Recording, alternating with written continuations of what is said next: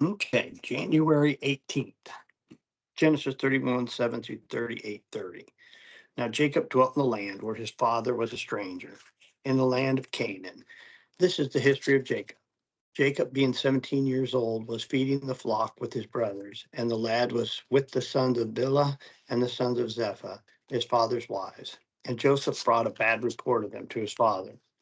Now, Israel loved Joseph more than all of his children, because he was a son of his old age. Also, he made him a tunic of many colors.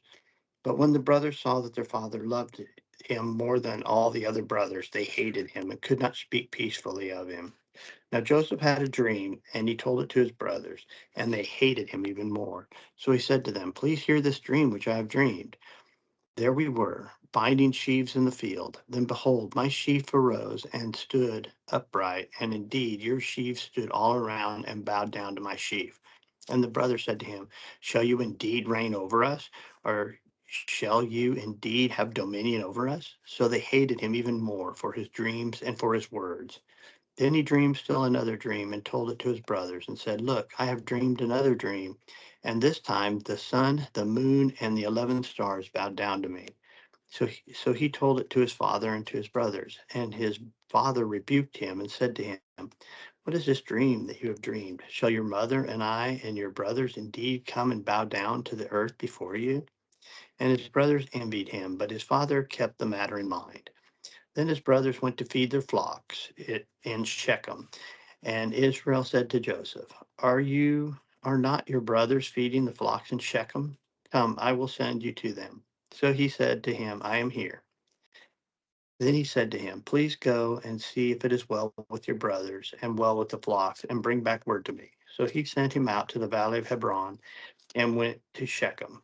Now a certain man found him, and there he was wandering in the field. And the man asked him, saying, "What are you seeking?" And he said, "I am seeking my brothers. Please tell me where they are feeding their flocks." And the man said, "They have departed from here, for I have heard them say, 'Let us go to Dothan.'"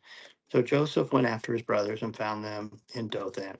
Now when he saw them afar off, um, even when they saw him afar off, even before he came near to, they conspired against him to kill him. Then they said to one another, "Look, this dreamer is coming. Come, therefore, let us kill him and cast him into a pit, and we will say some wild beasts have devoured him. We shall see what will become of his dreams."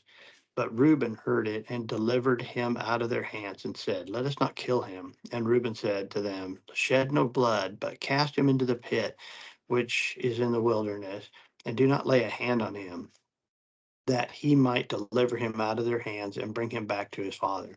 So it came to pass, when Joseph had come near his brothers, that they stripped Joseph of his tunic, the tunic of many colors that was on him, and they took him and cast him in a pit.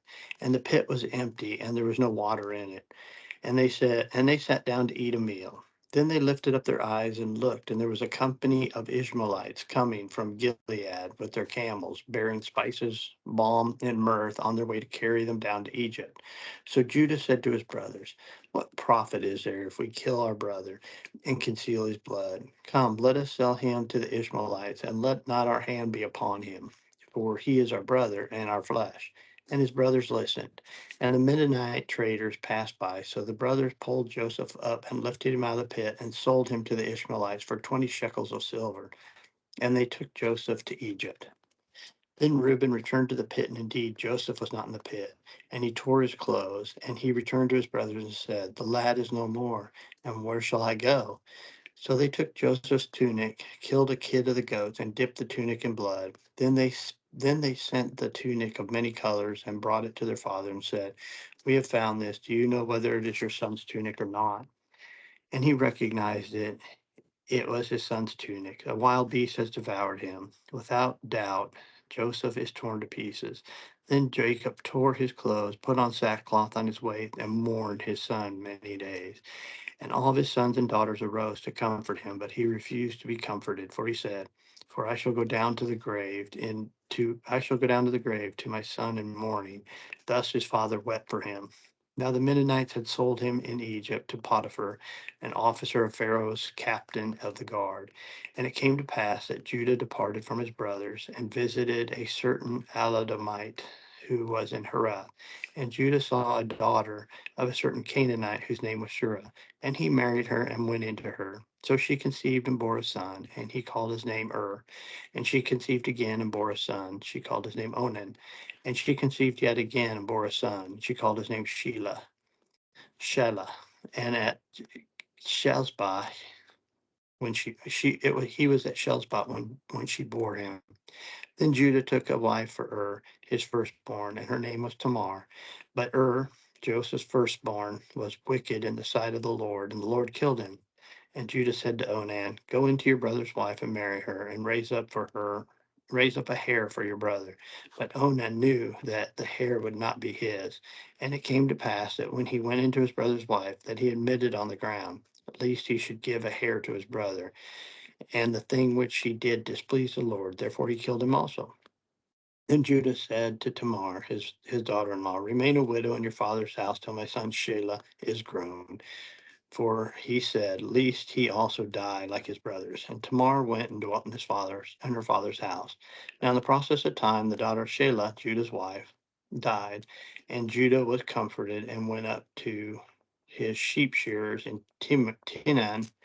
He had a friend Heah the Elamite, and it was told to Tamar, Look, your father-in-law is going up to Tinan to shear sheep. So she took off her widow's garments, covered herself in a veil, and wrapped herself, and sat in an open place which was on the way to Tinan. For she saw that Shelah was grown, and she was not given to him as a wife. When Judah saw her, he thought she was a harlot, because she covered her face. Then he turned to her by the way and said, Please come to me, come, let me come into you. For he did not know that she was his daughter-in-law. So she said, What will you give me that you may come into me? And he said, I will send a young goat from the flock. So she said, Will you give me a pledge till you send it? He said, What pledge shall I give you? So she said, Your signet and a cord around your staff that is in your hand. So he gave them to her and went into her, and she conceived by him. So she arose and went away and laid aside her veil and put on the garments of her widowhood. And Judah sent a young goat by the hand of a friend of the Elamite, he to receive his pledge from the woman's hands, but did not find her. Then he asked the men at the place, saying, Where is the harlot who is openly by the roadside? And they said to her, There's no harlot in this place. So he returned to Judah and said, I cannot find her. Also the men of the place said there was no harlot in the place. Then Judah said, Let her take them for herself, lest we be shamed. For I sent this young goat, and you have not found her. And it came to pass about 3 months after that Judah was told, saying, Tamar, your daughter-in-law, has played the harlot. Furthermore, she is with child by harlotry. So Judah said, Bring her out and let her be burned. She was brought out. She said to her father-in-law, saying, By the man to whom these belong, I am with child. And she said, Please determine whose these are, the signet and cord and staff. So Judah acknowledged them and said, She has been more righteous than I, because I did not give her Shelah my son. And he never knew her again. Now it came to pass at that time of giving birth that, behold, twins were in her womb. And so it was, when she was giving birth, that one put out his hand, and the midwife took a scarlet thread and bound it on the hand, saying, This one came out first. Then it happened, as he drew back his hand, his brother came out unexpectedly. She said, How did you break through? This breach be upon you. Therefore his name was called Perez. Afterwards, his brother came out, who had the scarlet thread on his hand, and his name was Zara. Matthew 12:22 through 45. And I guess on that too, before I read that, it just shows that that Jacob, who became Israel, his family was messed up too. Um, they killed they took his little brother and sold him into slavery after deciding whether they wanted to kill him. Um, the Reuben wanted to save him and be the hero, and Judah, after he lost his wife, and he had one son die, another son who didn't want to be a father and take care of his brother, and he died because of his wickedness, and then Judah said, "No, I'm not giving you another one because this ain't right. You're killing all my kids somehow." Um, and then so she hid, and he took on a prostitute, got her pregnant, but it was really his daughter-in-law, and then he fathered two more children. I mean, that's again, I love the Bible because it shows that um, the great ones who are written about, God chooses us, and He knows that we're not going to be perfect. Um, Matthew 12:22 through 45. Then one was um, brought to him who was demon possessed, blind and mute, and healed him, so that the blind and mute man both spoke and saw. And all the multitudes were amazed and said, "How could this be the son of David?" Now when the Pharisees heard this fellow does not cast out demons except by Beelzebub, the ruler of demons. But Jesus knew their thoughts and said to them, "Every kingdom divided against itself is brought to desolation, and every city or house divided against itself will not stand. If Satan casts out Satan, he is divided against himself. How then will his kingdom stand? And if I cast out demons by Beelzebub, to whom do your sons cast them? Therefore, they shall be your judges. But if I cast out demons by the Spirit of God, surely the kingdom of God has come upon you. Or how can one enter a strong man's house and plunder the goods unless he first binds the strong man, and then he will plunder the house? He who is not with me is against me, and he who does not gather with me scatters abroad.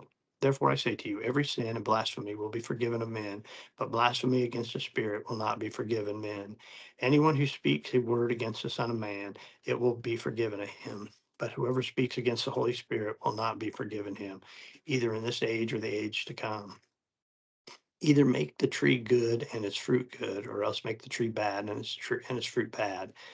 For if a tree is known by its fruit, brood of vipers, how then you being evil speak good things? For out of the abundance of the heart the mouth speaks. A good man out of the good treasure of his heart brings forth good things, and the evil man out of the evil treasure brings forth evil things. But I say to you that for every idle word men may speak, they will give an account of it in the day of judgment. For by your words you will be justified, and by your words you will be condemned.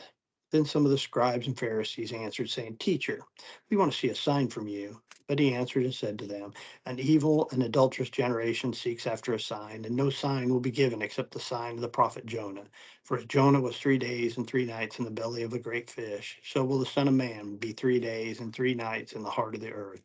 And the men of Nineveh will rise up in judgment with this generation and condemn it, because they repented at the preaching of Jonah. And indeed, a greater than Jonah is here. The queen of the south will rise up in judgment with this generation and condemn it, for she came from the ends of the earth to hear wisdom of Solomon. And indeed, a greater than Solomon is here. When an unclean spirit goes out of a man, he goes through the dry places seeking rest and finds none. Then he says, "I will return to the house from which I came." And when he comes, he finds it empty, swept, and put in order. Then he goes and takes with him 7 other spirits more wicked than himself, and they enter and dwell there. And the last state of the man is worse than the first. He, so shall it be with this wicked generation. Psalm 16, 1 through 11. Preserve me, O God, for in you I put my trust. O my soul, you have said to the Lord, "You are my Lord. My goodness is nothing apart from you." As for the saints who are on the earth, they are excellent ones, in whom is all my delight. Their sorrow shall be multiplied, who hasten after another God. Their drink offering of blood I will not offer, nor take up their names on my lip. O Lord, you are the portion of my inheritance and my cup. You maintain my lot. The lines have fallen to me in pleasant places. Yes, I have a good inheritance. I will bless the Lord who has given me counsel. My heart also instructs me in the night seasons. I have set the Lord always before me, because he is at my right hand, and I shall not be moved. Therefore my heart is glad, and my glory rejoices. My flesh also will rest in hope, for you will not leave my soul in Sheol, nor will you allow your Holy One to see corruption. You will show me the path of life. In your presence is the fullness of joy. At the right hand are your pleasures forevermore.